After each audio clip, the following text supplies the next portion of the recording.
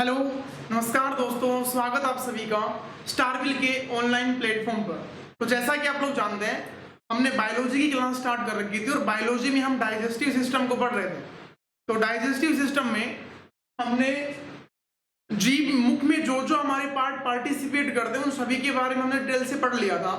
तो आज की क्लास में हम बात करेंगे जो आपका मुख का भोजन होता है उसको पेट तक पहुंचाने में हेल्पफुल कौन होगा। तो एक पाइप बनी होती है। पहला पार्ट हमने क्या पढ़ा, मुख के अंदर जो जो चीज आपकी पार्टिसिपेट करेंगे ना उनको बिल्कुल डिटेल से हमने पढ़ लिया। अब 2 नंबर पे हम बात कर लेते हैं। 2 नंबर पर हम बात कर लेते हैं। अब मुख में भोजन का पाचन होने के बाद वो मुख का भोजन पेट में भी तो पहुंचाना पड़ेगा ना। तो मुख के भोजन को पेट में पहुंचाने के लिए एक पाइप बना रखी है भगवान ने, जिसको हम बोल देते हैं फूड पाइप। इसका टेक्निकली नेम होता है ईसोफेगस।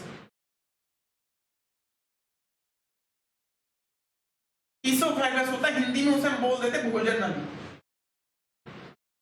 भोजन नली का मतलब जो भोजन को लेके जाए, जो भोजन का ट्रांसफर करेगी, उस नली का नाम क्या होता है?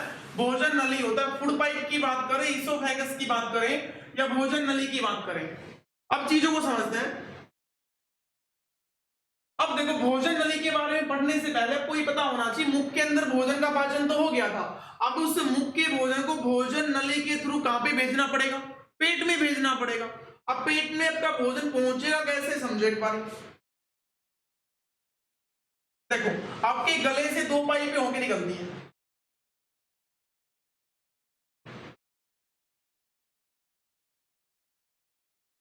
एक पाइप आपकी छोटी होगी जो कि पेट में मिलेगी और एक पाइप तो आपकी बड़ी होगी जो कि पेट से अटैच होगी और एक पाइप आपकी छोटी होगी जो कि सांस दिलाने का काम करती है, आपके लंग्स से जुड़ी होती है। तो ये छोटी वाली पाइप, इसका हम नाम अज्यूम कर लेते हैं वायु नली, जिसको हम बोलते हैं ट्रैकिया। ट्रैकिया बोल दो, वायु नली बोल दो।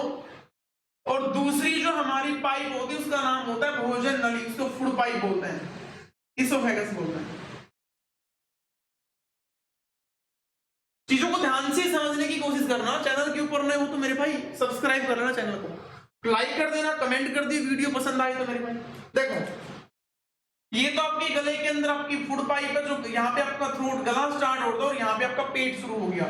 जो आपकी भोजन नली है वो तो किस में मिलेगी? जाके स्टोमक में मिलेगी, जिसको पेट अमाशय जठर बोलते हैं। और जो आपकी वायु नली होगी, जिसको हम ट्रैकिया से रिप्रेजेंट करते हैं, जिसको हम ट्रैकिया बोलते हैं, ये आपकी वायु नली होती है जो वायु को लेके जाएगा। कहां, किससे जुड़ जाएगी? आपके लंग से जुड़ी होती है। किससे जुड़ी होती है? आपके लंग से जुड़ी होती है। आपके गले से 2 पाइप निकल के जाती है, एक तो आपकी भोजन नली होती है और दूसरी आपकी वायु नली होती है। ऑब्वियस बात है, भोजन नली किसका ट्रांसफर करेगी? भोजन का करेगी। वायु नली किसका करेगी? वायु का ट्रांसफर करेगी। अब इन चीजों को समझने की कोशिश करना। आपके मुख के अंदर आपने भोजन को महीन, बिल्कुल बारीक बारीक फॉर्म में दांतों से कन्वर्ट कर लिया होगा। अब वो बारीक भोजन किसके थ्रू आपके पेट में पहुंचेगा? भोजन नली के थ्रू आपके पेट में पहुंचेगा। लेकिन आपने सुना होगा, आपके गले के अंदर एक छोटा सा बोल लगा होता है। क्या लगा होता है? एक छोटा सा बोल लगा होता है। उस बोल का काम क्या होता है? जैसे ही आप भोजन खाओगे ना, ये वाला बोल आपका यहां से उठ के किसके ऊपर लग जाएगा? वायु नली के ऊपर। और जैसे आपको सांस देना होगा, ये वाली पाइप आपकी बंद हो जाएगी। तो आपका फंक्शन करता रहे, कभी तो वायु नली के ऊपर आएगा, कभी आपकी भोजन नली के ऊपर आएगा। आपके गले के अंदर एक बोल होता है जो कभी तो आपकी भोजन नली के ऊपर आएगा और कभी किसके ऊपर आएगा? वायु नली के ऊपर। अपना ब्रेन डिसाइड करे किसको किस टाइम पे कौन से पाइप के ऊपर उसको बंद करना है, किस पाइप को खोलना है। अभी जो आपके गले के अंदर भोजन नली और वायु नली के ऊपर एक बोल लगा होता है, इस बोल का नाम होता है एपिग्लोटिस।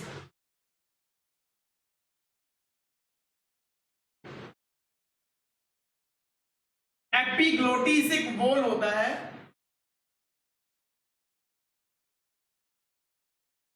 इस एपिग्लोटिस को हिंदी में बोलते हैं घाटी का ढक्कन।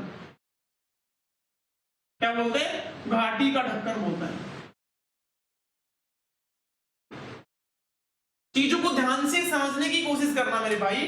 आपकी जो भोजन नली होती है और जो आपकी वायु नली होती है, इन दोनों ही पाइपों के ऊपर एक बोल लगा होता है जो आपके गले में होता है।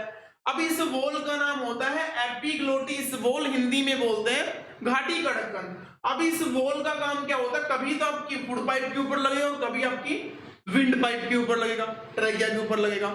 इन दोनों ही पाइपों को डिसाइड करे कब आपको कौन से टाइम सांस को लेना है और बाहर निकालना है, और कब आपको भोजन को पेट के अंदर पहुंचाना है, डिसाइड कौन करेगा, आपका एपिग्लोटिस डिसाइड करेगा। अब एपिग्लोटिस का काम ठीक है, समझ आ गया आपको कि पाइप के ऊपर लगाओ, कब कौन सी पाइप को बंद करना है, कब कौन सी पाइप को खोलना है, किसका काम होगा, एपिग्लोटिस का होगा। हिंदी में हम क्या बोलते हैं, घाटी का ढक्कन। अगर आपसे पूछा जाए एपिग्लोटिस कहाँ का वाल होता है, मुंह का वाल होता है, गले का वाल होता है, जो क्या काम करता है, भोजन नली और वायु नली को डायरेक्शन देने का काम करता है। कौन से टाइम के ऊपर भोजन नली के ऊपर काम करना और कौन से टाइम के ऊपर इसे वायु नली के ऊपर काम करता है, एपिग्लोटिस का ये काम होता है। अब समझो, अब भोजन नली का काम तो होगा जैसे ही आपने भोजन खाया होगा उस भोजन को, मुख वाले भोजन को किस में ट्रांसफर कर देना, इस भोजन नली में, और भोजन नली उस भोजन को कहां पे भेज देगी, पेट में भेज देगी, ठीक है। अब उस भोजन को ऐसे ही थोड़ा ना भेजा जाएगा, इस भोजन नली के अंदर, अब हम पढ़ें किसी भोजन नली की बात करते हैं, या आपका ट्रैकिया वाला पार्ट तो श्वसन तंत्र के अंदर पढ़ लेंगे हम, पाचन तंत्र हमारा टॉपिक है, इसमें पाचन की बात कर लेते हैं। अब जो आपका जो भोजन नली होता है, इस पाइप का काम क्या होगा, इस पाइप के अंदर मसल्स होती है, मांसपेशियां होती है, किससे बनी होती है, मांसपेशियों से मिलकर बनी होती, प्लास्टिक से मिलकर तो ना बनी होगी, मांसपेशियों से मिलकर बनी होगी। अब इस पाइप का काम क्या होता है, मान लो जैसे ही आपका भोजन यहां पे आया होगा, आ गया होगा ऊपर से भोजन, अब ये जो आपकी पाइप है ना, वो कॉन्ट्रैक्ट करेगी और रिलैक्स करेगी, दो काम करते, पहले तो वो कॉन्ट्रैक्ट सिकुड़ने का काम करेगी, फिर रिलैक्स करने का काम करेगी। एक बार तो फैलेगी और एक बार क्या करेगी, सिकुड़ने का काम करेगी। तो जैसे ही आपका भोजन इस पाइप में यहाँ पे पहुंच गया होगा ना, अब ये पाइप में ऊपर दूसरा भोजन इसको धक्का लगाएगा, क्या लगाएगा, धक्का लगाएगा। तो जैसे ही इसके ऊपर धक्का लगेगा, नीचे से आपकी मसल्स फूलना शुरू होगी और ऊपर से इसको पिचकना शुरू कर देगी। तो ऊपर वाला भोजन किस में ट्रांसफर हो जाएगा, और नीचे जाएगा, फिर ये भोजन और नीचे जाते जाते कहां पे पहुंच जाएगा, पेट में पहुंच जाएगा। तो आपकी जो फूड पाइप होती है, भोजन नली होती है, फैलने का और सिकुड़ने का काम करती है। किसका काम करती है, फैलने का और सिकुड़ने का काम करती है। इस फैलने और सिकुड़ने का मतलब क्या होता है, जैसे ही फैलेगी ऊपर से धक्का लगेगा, ऊपर से दोबारा पिसकेगी ऐसे, फिर फैलेगी, फिर पिसकेगी, ऐसे धक्का लगाते लगाते उस मुख वाले भोजन को किसमें ट्रांसफर करना होता है, पेट में ट्रांसफर करना होता है। तो यहां से छोटा सा बढ़िया क्वेश्चन क्या बनेगा, इस भोजन नली का फैलना और सिकुड़ना, फैलना और सिकुड़ना, इसका मतलब मूवमेंट हो रहा होगा, इस भोजन नली के अंदर क्या हो रहा होगा, मूवमेंट हो रहा होगा, हलचल हो रही होगी। तो इस भोजन नली के अंदर जो भी मूवमेंट होता है, इस भोजन नली के अंदर जो भी मूवमेंट होता है, मूवमेंट कौन सा होगा, फैलना सिकुड़ना, फैलना सिकुड़ना। मूवमेंट का मतलब होता है हलचल होना। इस भोजन नली के अंदर जो हलचल होती है, जो मूवमेंट होता है, उस मूवमेंट का नाम क्या होता है, उस मूवमेंट का नाम होता है पेरिस्टाल्सिस।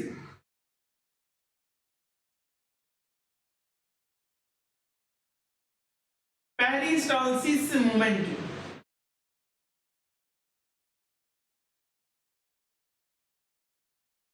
कौन सा मूवमेंट होता है, पेरिस्टाल्सिस मूवमेंट होता है, हिंदी में हम बोलते हैं कर्माकुंचन की विधि। कर्माकुंचन विधि और कर्माकुंचन की प्रोसेस होती है। चीजों को ध्यान से समझना, भोजन नली का फैलना सिकुड़ना, फैलना सिकुड़ना, भोजन को पेट में ट्रांसफर करना।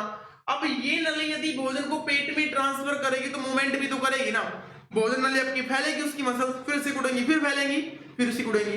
अब वो फैलना एक मूवमेंट होगा, तो कौन सा मूवमेंट होता है वो, पेरिस्टाल्सिस मूवमेंट होता है, कर्माकुंचन की विधि होती है। अगर आपसे पूछा जाए कर्माकुंचन कौन सी विधि होती है, भोजन नली का फैलना और सिकुड़ना क्या कहलाता है, पेरिस्टाल्सिस मूवमेंट कहलाता है, कर्माकुंचन की विधि कहलाता है। यही क्वेश्चन बनेगा, यहां से बढ़िया बनेगा। तो आपकी जो फूड पाइप होती है, इसकी लंबाई यदि आपसे पूछे, इसकी लेंथ यदि आपसे पूछे, तो फूड पाइप की लंबाई होती है 25 सेंटीमीटर।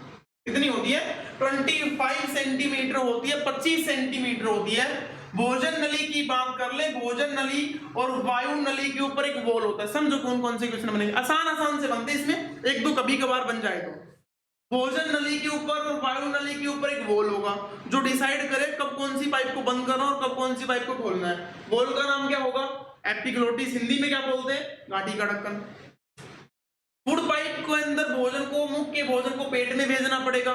अब पेट में भोजन को भेजने के लिए इस पाइप के अंदर मसल्स होती है। मसल्स क्या करती है? फैलने और सिकुड़ने का काम करती हैं। तो फैलना और सिकुड़ना एक प्रोसेस होती है, एक विधि होती है। उस विधि को हिंदी में क्या बोलते हैं? कर्माकुंचन। इंग्लिश में क्या बोलते हैं? पेरिस्टालसिस मूवमेंट बोलते हैं। भोजन नली की लंबाई कितनी होती है? 25 सेंटीमीटर होती है। भोजन नली है वो किस किस को जोड़ने का काम करती है? मुख को और पेट को जोड़ने का काम करने वाली पाइप का नाम क्या होता है? ईसोफेगस होता है, भोजन नली होता है। इतना ही आपको याद करना पड़ेगा भोजन नली के अंदर। अब देखो, मुख में आपने भोजन खाया था, मुख का भोजन आपने डायरेक्ट कहां पे सप्लाई कर दिया? पेट के अंदर पहुंचा दिया। अब देखो, क्या इस भोजन नली के अंदर कोई एंजाइम बना था? क्या इस भोजन नली के अंदर किसी भोजन का पाचन हुआ था? नहीं हुआ। ना ही कोई एंजाइम बना, ना ही भोजन का पाचन हुआ। तो आप बोल दोगे क्या इस भोजन नली के अंदर कोई ग्रंथि पाई जाती है? नहीं पाई जाती मेरे भाई। अगर ग्रंथि भोजन नली के अंदर नहीं होती तो क्या भोजन का पाचन होगा? नहीं होगा। अगर भोजन का पाचन नहीं होगा तो ये पूछेगा सबसे पहले भोजन का पाचन मुख में होगा, उसके बाद पाचन शुरू कहां पे होगा? पेट के अंदर होगा। इस भोजन नली का तो एक ही काम होता है, मुख के भोजन को पेट में सप्लाई करना। याद हो गया होगा सभी को। फूड पाइप के बारे में इतना लिख लो। बात करेंगे हम पेट के अंदर हमें क्या क्या पढ़ना पड़ेगा। अब हमारा भोजन सीधा डायरेक्ट किस में पहुंच गया? पेट के अंदर पहुंच गया। नोट करो, पर पेट के बारे में पढ़ेंगे डिटेल से।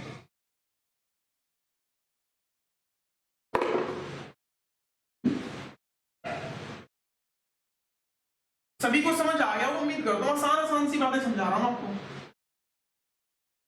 पेरिस्टालसिस मूवमेंट, कर्माकुंचन की विधि कहां पे होती है? भोजन नली में होती है।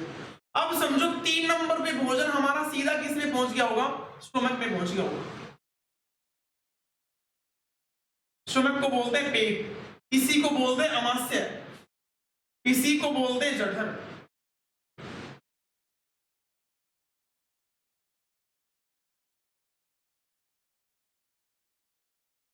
समझो एक बार, ये आपकी भोजन नली है, यहां से आपका पेट जुड़ा होगा ऐसे। ड्राइंग थोड़ी सी कमजोर है, समझ जाना।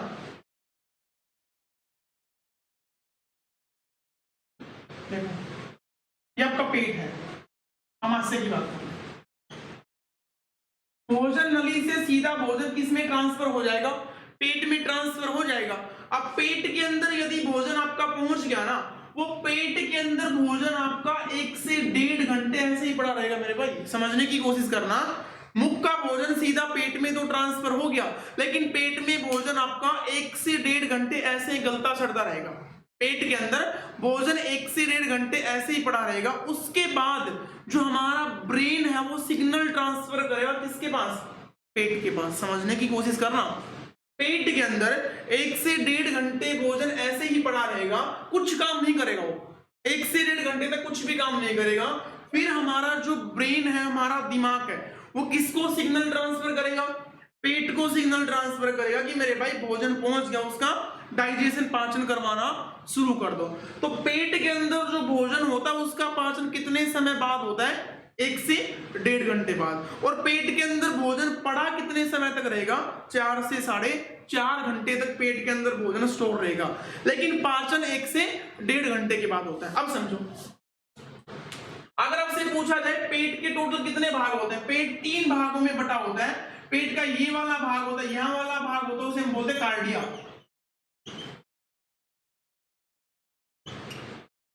पेट के टोटल कितने भाग होते हैं? 3 भाग होते हैं। पहला भाग कार्डिया होता है, दूसरा बीच वाला भाग होता है फंडस।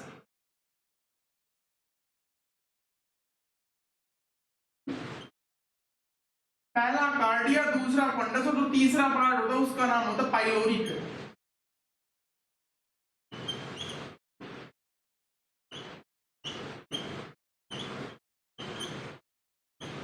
चीजों को ध्यान से समझने की कोशिश करना। हमारे पेट के अंदर भोजन पहुंच गया, पेट के अंदर 1 से 1.5 घंटे भोजन ऐसे ही पड़ा रहेगा। फिर हमारा ब्रेन है, पेट को सिग्नल भेजेगा कि मेरे भाई भोजन पहुंच गया पेट में, उसका डाइजेशन, पाचन करवाना शुरू कर दो। अब पाचन करवाना शुरू करेगा तो कोई ना कोई ग्रंथि तो होगी ना पेट के अंदर। पेट के सबसे पूछे जाए कितने भाग होते हैं? 3। पहला कार्डिया, दूसरा फंडस, तीसरा पाइलोरिक होता है। अब भोजन यदि आपका पेट में पहुंच गया ना, अब पेट के अंदर आपकी एक ग्लैंड होती है, ग्रंथि होती है।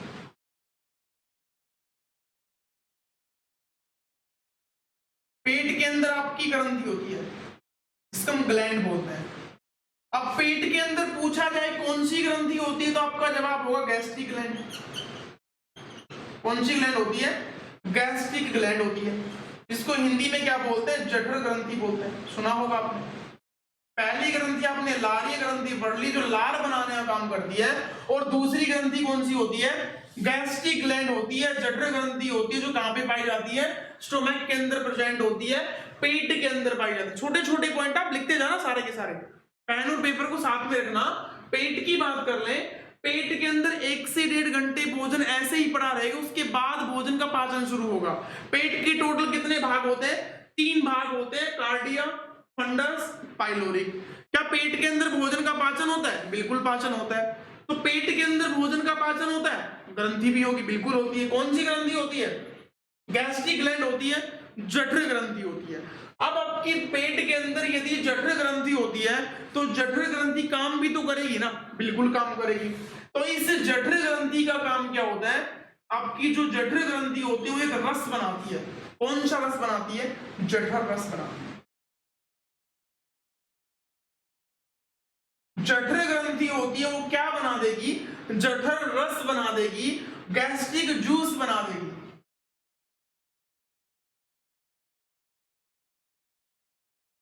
क्या बना देगी? जठर रस बना देगी, गैस्ट्रिक जूस बना देगी।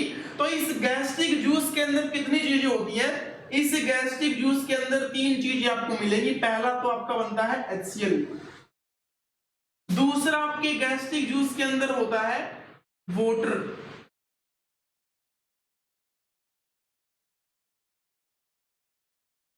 और तीसरे आपके गैस्ट्रिक जूस के अंदर होते हैं एंजाइम।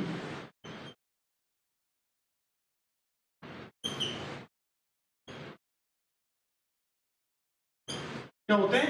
एंजाइम होते हैं। याद क्या करना, समझो मेरे भाई। पेट के 3 पार्ट होते हैं, कार्डिया, फंडस, पाइलोरिक। पेट के अंदर भोजन का पाचन होता है, क्या प्रेजेंट होगा? ग्लैंड्स ग्रंथि होगी। कौन सी ग्रंथि होती है? जठर ग्रंथि होती है। जठर ग्रंथि क्या बनाती है? जठर रस बनाती है। जठर रस के अंदर कितनी चीजें होती है? 3 चीजें होती है। उस जठर रस के अंदर क्या क्या होगा? HCl, जिसको हाइड्रोक्लोरिक अम्ल बोलते हैं, हाइड्रोक्लोरिक एसिड बोलते हैं। दूसरा चीज क्या बनेगा? जठर रस में पानी बनेगा। और तीसरा क्या बनेगा? एंजाइम बनेगा। और आपको पता है भोजन का पाचन कौन करवाते हैं? एंजाइम ही तो करवाते हैं ना मेरे भाई। कौन करवाते हैं? एंजाइम करवाते हैं। तो सबसे पहले आपको समझना पड़ेगा इनके फंक्शंस क्या क्या होते हैं। देखो, जठर रस बन गया, जठर रस से HCl बनेगा, पानी बनेगा और एंजाइम बनेगा। अगर वो आपसे पूछे कि HCl का काम क्या होता है, पानी का काम तो पता होगा, भोजन को लिक्विड फॉर्म में कन्वर्ट कर देना। अगर भोजन मान लो सेमी लिक्विड फॉर्म में है ना, तो उसको और लिक्विड फॉर्म में कन्वर्ट करने में हेल्पफुल कौन होगा? पानी होगा। एंजाइम का काम क्या होता है? भोजन का पाचन करवा देना। तो आपके जठर रस ने यदि एंजाइम बना दी, तो एंजाइम कितने प्रकार के बनेंगे? 2 प्रकार के बनेंगे। एक तो आपका रेनिन होता है, एक आपका पेप्सिन होता है।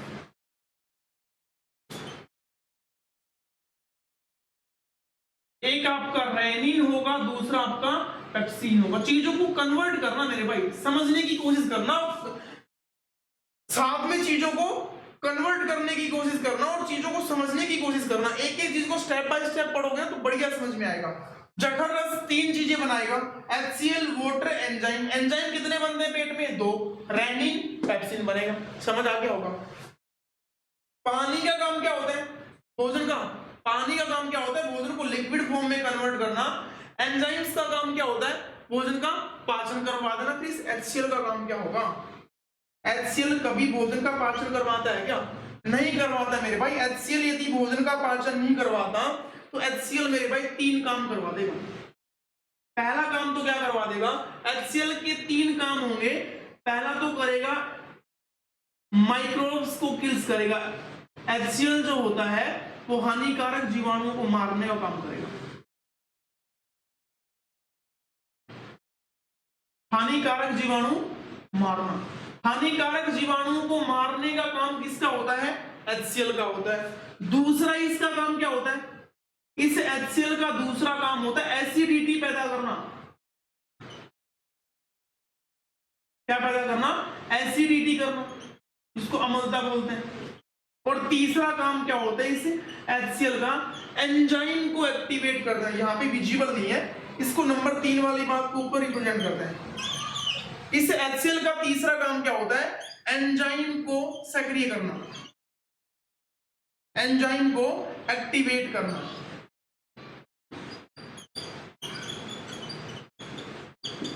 एंजाइम को क्या कर देना? एक्टिव कर देना। चीजों को समझो एक बारी, पेट के अंदर आपका एक एक पॉइंट को समझना, झमेला हो गया थोड़ा सा।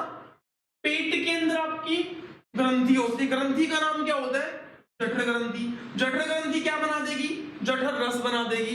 इस जठर रस में क्या क्या बनता है? HCl, इसका आपको पता होगा हाइड्रोक्लोरिक अम्ल होता है पूरा नाम। दूसरा क्या बनेगा? पानी बनेगा। तीसरा क्या बनेगा? एंजाइम बनेगा। तो 3 चीजें बनाती है आपकी जठर ग्रंथि। पानी बनेगा, हाइड्रोक्लोरिक अम्ल बनेगा और तीसरा क्या बनेगा? एंजाइम बनेगा।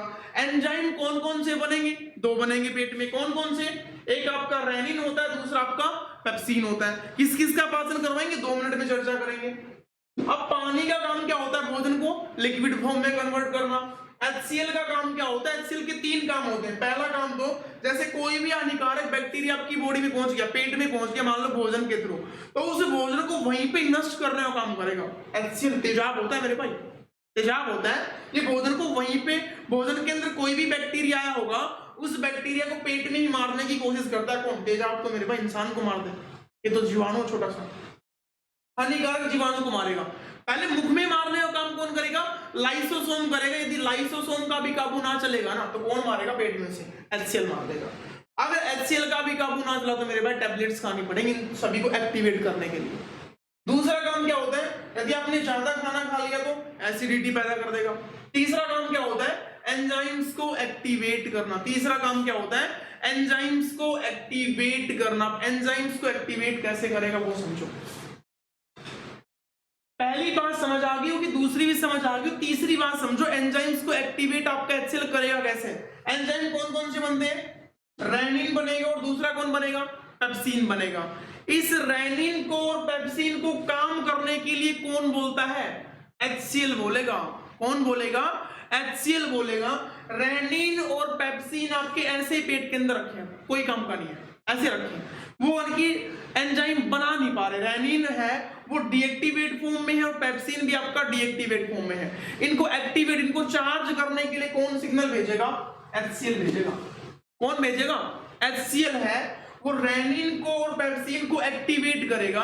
अब रेनिन को और पेप्सिन को एक्टिवेट करने का काम का मतलब क्या होता है? रेनिन भी ज्यादा मात्रा में निकलेगा, पेप्सिन भी ज्यादा मात्रा में निकलेगा। HCl डिसाइड करेगा कि कितना रेनिन निकाल दे कि भोजन का पाचन हो जाए, कितना पेप्सिन निकाल दे कि भोजन का पाचन हो जाए। समझ रहे हो? समझना दोबारा से। HCl का काम क्या होता है? एंजाइम को एक्टिव करना, सक्रिय कर देना, काम करने के लिए बोल देना। कौन कहेगा ये बात? HCl करेगा। बन तो गया रेनिन और पेप्सिन, लेकिन आपकी पेट के अंदर भोजन पहुंच गया। अब HCl डिसाइड करेगा कितना आपका रेनिन बनाना है, कितना आपका पेप्सिन बनाना है। यदि आपने ज्यादा भोजन खाया होगा, पचाने में ज्यादा रेनिन चाहिएगा, पचाने में ज्यादा पेप्सिन चाहिएगा। कम भोजन खाया होगा, पचाने में कम रेनिन चाहिए होगा, पचाने में कम पेप्सिन चाहिए होगा। मान लो आप किसी की शादी में गए थे और आपने दबा के खाना ले लिया, दबा के ले लिया, बिल्कुल बिलांद ले ली। अब दबा के यदि आपने खाना ले लिया तो ज्यादा मात्रा में यदि आपने खाना खाया होगा, ज्यादा रेनिन चाहिएगा, ज्यादा पेप्सिन चाहिएगा। रेनिन को और पेप्सिन को बनाने के लिए उत्तेजित कौन करेगा? HCl करेगा। ज्यादा रेनिन बनाना, ज्यादा पेप्सिन बनाना, ज्यादा किसे बनना पड़ेगा साथ में? HCl ज्यादा बनेगा तभी तो रेनिन और पेप्सिन ज्यादा निकलेंगे ना। तो HCl भी ज्यादा आपकी पेट के अंदर बनेगा। और HCl एक तेजाब होता है, और जब जब आपकी पेट के अंदर ज्यादा तेजाब बनेगा तो क्या बनना शुरू हो जाएगा? एसिडिटी ही तो शुरू हो जाएगी ना मेरे भाई। क्या शुरू हो जाएगी? एसिडिटी आपकी पेट के अंदर शुरू हो जाएगी। और फिर उस एसिडिटी को दूर करने के लिए आप या तो इनो खाओगे, डाइजीन नाम की कोई टैबलेट खाओगे, क्योंकि एसिड बन गया, एसिड है वो जलन पैदा करेगा।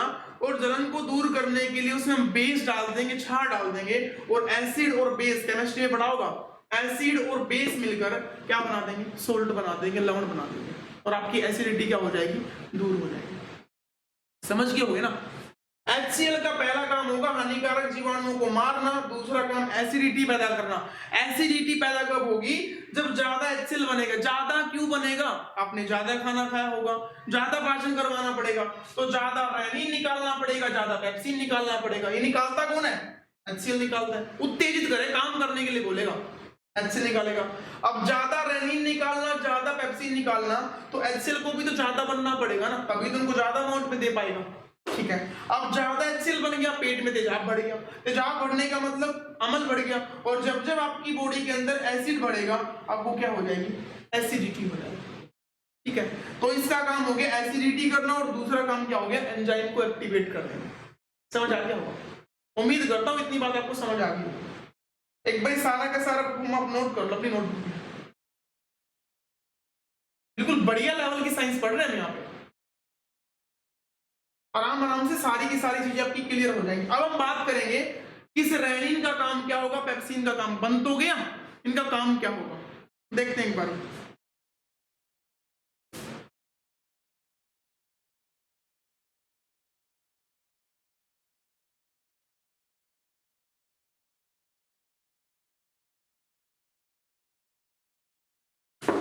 देखो सबसे पहले हम बात कर लेते रेनिन। रेनिन एंजाइम बना होगा पेट में। अब ये जो रेनिन नाम का एंजाइम है वो डाइजेशन करवा देगा, किसका, दूध का करवा देगा। किसका डाइजेशन करवा देगा, दूध का डाइजेशन करवा देगा। वैसे आपको पता होना चाहिए, दूध होता है ना, वो बूंदों की फॉर्म में होता है। किसकी फॉर्म में होता है, बूंद की फॉर्म में होता है। लेकिन उन बूंद को भी और छोटा कन्वर्ट कर देना, तो किसी भी लिक्विड फॉर्म का हम डाइजेशन ना बोल के, दूध का हम पाचन ना बोल के, दूध का हम क्या बोल लेंगे, इमल्सिफिकेशन बोलते हैं। दूध का हम क्या बोलते हैं, इमल्सिफिकेशन बोलते हैं, पाइसीकरण बोलते हैं। दूध का डाइजेशन ना हो गया, आप क्या बोलोगे, टेक्निकली बिल्कुल सही होगा, दूध का पाचन ना हो गया, दूध का क्या होता है, पाइसीकरण होता है, इमल्सिफिकेशन होता है। इस इमल्सिफिकेशन का मतलब क्या होता है, जैसे ही आपने दूध पिया होगा, दूध पेट में पहुंचा, कौन सा एंजाइम एक्टिवेट होगा, रेनिन नाम का एंजाइम एक्टिवेट होगा, और दूध का क्या करवाना शुरू कर देगा। वैसे आप बोल सकते हो पाचन करवाना शुरू कर देगा, लेकिन पाचन ना बोल के हम क्या बोलेंगे, इमल्सिफिकेशन करवाएगा, पाइसीकरण करवाएगा। जहां पे पाइसीकरण या इमल्सिफिकेशन का मतलब क्या होता है, जो भी भोजन डोट या फिर बूंद की फॉर्म में होता है, छोटे छोटे ड्रॉप की फॉर्म में होता है, उन ड्रॉप वाली चीजों को हम पाचन ना बोल के क्या बोलेंगे, इमल्सिफिकेशन बोलेंगे। अब बड़े बड़े दूध के अंदर मान लो डॉट्स होते हैं, लेकिन बड़े बड़े डॉट से उनका इमल्सिफिकेशन करवा के दूध से क्या बना देना, प्रोटीन बना देना। कौन सा प्रोटीन बना देना, कैसीन प्रोटीन बना देना। इस दूध से किस चीज को अलग कर देना, प्रोटीन को अलग कर देना, क्या कहलाता है, इमल्सिफिकेशन कहलाता है, पाइसीकरण कहलाता है। तो दूध का पाचन सबसे पहले आप क्या समझोगे, रेनिन नाम का एंजाइम आपने ये पढ़ा होगा, दूध का पाचन करवाता है, लेकिन दूध का पाचन वाला टेक्निकली टर्म सही नहीं है। दूध का क्या होता है, इमल्सिफिकेशन होता है, पाइसीकरण होता है। पाइसीकरण का मतलब जो भी भोजन डॉट पार्टिकल बूंद की फॉर्म में है ना, उस भोजन का क्या होगा, इमल्सिफिकेशन। तो दूध का भी क्या होगा, इमल्सिफिकेशन। और दूध से कौन सी चीज को अलग कर दिया, कैसीन नाम के प्रोटीन को। दूध को किसमें कन्वर्ट कर दिया, कैसीन नाम के प्रोटीन को। इतना काम समझ आ गया होगा। तब से पूछा जाए, अब यही मान लो दूध का पाचन सबसे पहले मुख में होगा, भोजन नली में होगा, पेट में होगा। आपका जवाब क्या होगा, पेट में होगा। कौन सा एंजाइम करवाएगा, रेनिन करवाएगा। दूसरा पेप्सिन की बात कर ले, P4 पेप्सिन होता है, P4 प्रोटीन। तो पेप्सिन है वो पाचन करवा देगा, किसका, प्रोटीन का पाचन करवाएगा। पेप्सिन नाम का जो एंजाइम है वो किसका पाचन करवा देगा, आपने जो भी प्रोटीन खाया होगा, प्रोटीन का क्या करवा देगा, पाचन करवा देगा। और इस प्रोटीन को कन्वर्ट चेंज किसमें कर देगा, पेप्टोन्स में कर देगा। पेप्टोन्स या पेप्टाइड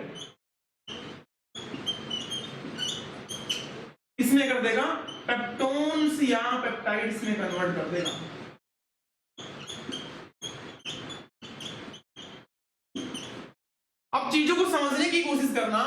एक रेनिन नाम का एंजाइम होता है जो पेट में जठर ग्रंथि बनाएगी, किसका पाचन करवा देगी, दूध का, और दूध को किस में कन्वर्ट कर देगी, कैसीन नाम के प्रोटीन में।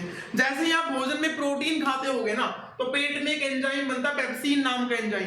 पेप्सिन नाम का एंजाइम किसका पाचन करवाएगा, प्रोटीन का। P4 pepsin, P4 protein. Protein आपने खाया होगा तो उसका पाचन भी पेट में ही होगा, और प्रोटीन का पाचन कौन सा एंजाइम करवाएगा, पेप्सिन नाम का एंजाइम करवाएगा, और इस प्रोटीन को किस में कन्वर्ट कर देगा, पेप्टोन्स में कर देगा या पेप्टाइड्स में कर देगा। तो क्या प्रोटीन पूर्ण रूप से पचने के बाद पेप्टोन्स में बदलेगा, नहीं बदलेगा मेरे भाई। प्रोटीन का आंशिक रूप से पाचन हो गया अप्रोक्स मान लो 90%, और इस प्रोटीन का 90% का मतलब पार्शियली डाइजेशन हो गया, आंशिक पाचन हो गया, और आंशिक पाचन होने के बाद प्रोटीन किसमें कन्वर्ट हो जाएगा, पेप्टोन्स में कन्वर्ट हो जाएगा या पेप्टाइड्स में कन्वर्ट हो जाएगा। ठीक है, पेट के अंदर सिर्फ दो ही चीजों का पाचन होगा, पहला तो आपके दूध का होगा और दूसरा किसका पाचन होगा, पेप्सिन का पाचन होगा। क्या कार्बोहाइड्रेट्स का 70% पाचन हुआ था, क्या कार्बोहाइड्रेट्स का पूरा पाचन पेट में होगा, नहीं होगा मेरे भाई। पेट में दूध का होता है और दूसरा प्रोटीन का पाचन होता है। क्या प्रोटीन का पूर्ण रूप से पाचन होता है, नहीं, आंशिक रूप से होता है। किसमें, पेट में होता है। अब आपको याद क्या करना पड़ेगा, यहां से छोटे छोटे टर्म आप देखो एक बार, जो आपने पढ़ा है उनको देखो।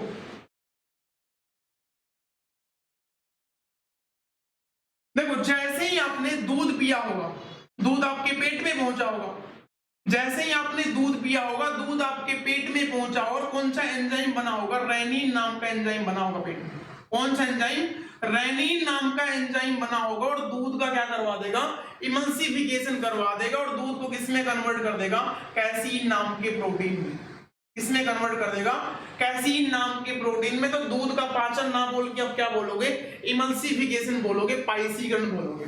ठीक है, अगर आपने मान लो प्रोटीन खाया हो, भोजन में खाते हैं ना प्रोटीन, दालें वगैरह खाते हैं, अगर आपने प्रोटीन खाया हो तो पेट के अंदर एक एंजाइम बनेगा, उस एंजाइम का नाम होता है पेप्सिन। कौन सा एंजाइम बनता है, पेप्सिन एंजाइम बनता है। पेप्सिन एंजाइम प्रोटीन को पाचित करने के बाद, पचाने के बाद किसमें कन्वर्ट कर देगा, पेप्टोन्स में कर देगा। या तो पेप्टोन्स नाम मिलेगा या आपको पेप्टाइड्स मिलेगा, एक ही बात होती है। क्या नाम मिलेगा, पेप्टोन्स मिलेगा या पेप्टाइड्स मिलेगा। तो प्रोटीन का 90% पाचन हुआ मेरे भाई, पूर्ण रूप से पाचन नहीं हुआ। प्रोटीन का आंशिक रूप से पाचन कहां पे होता है, पेट में होता है, और आंशिक रूप से पाचन होने के बाद प्रोटीन किसमें कन्वर्ट हो जाएगा, पेप्टोन्स में कन्वर्ट हो जाएगा। और कार्बोहाइड्रेट्स का आंशिक पाचन होने के बाद किसमें कन्वर्ट हो जाएगा, ग्लूकोज में कन्वर्ट हो जाएगा। याद हो गया होगा सारे के सारे पॉइंट आपको। पेट के अंदर इन दो ही चीजों का पाचन होगा। अगली कंडीशन में पेट से आपकी जुड़ी होती है छोटी आंत, स्मॉल इंटेस्टाइन।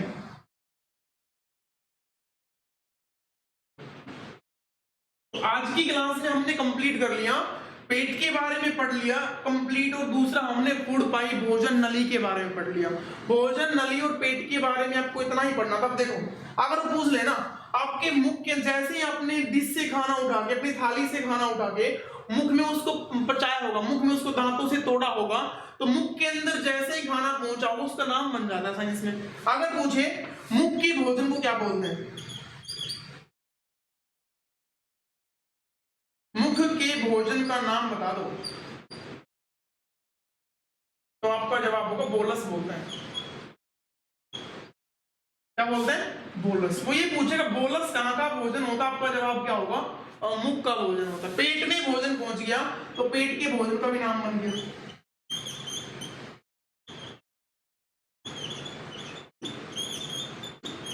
पेट के भोजन का नाम यदि आपसे पूछे तो आपका जवाब हो काइम। क्या नाम होता है, काइम नाम होता है। कहाँ के भोजन का नाम काइम होता, आपका जवाब क्या होगा, पेट के भोजन का नाम।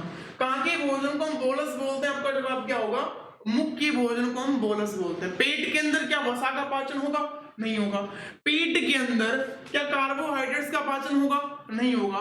पेट के अंदर दूध का पाचन होगा, बिल्कुल होगा। कौन सा एंजाइम करवाएगा, रेनिन करवाएगा।